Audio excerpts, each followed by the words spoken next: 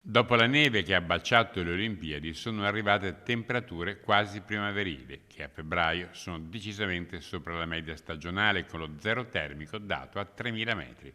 C'è preoccupazione per la possibilità di valanghe. I rischi sono quelli che continuano da inizio dell'inverno e ora si sono anche un po' diversificati. Abbiamo sui quadranti settentrionali, quindi tutti i versanti nord, nord-ovest, nord-est, ancora strati deboli persistenti inglobati nel manto, con le nevicate che sono succedute in questo ultimo periodo che si stanno in questi giorni molto appesantendo a causa delle alte temperature. Le Alpi in febbraio hanno visto 2 decine di persone perdere la vita.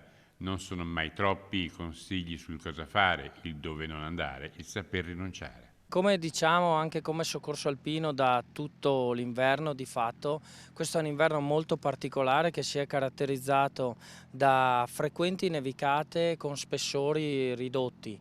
Questo ha fatto sì che il manto sia strutturato con strati deboli inglobati che lo rendono molto fragile. Quindi su tutti i versanti nord, anche per il lavoro compiuto dal vento e quindi la creazione di grandi accumuli da vento a tutte le esposizioni, è ancora da evitare di sciare o di percorrere pendii che abbiano pendenze superiori ai 30 gradi.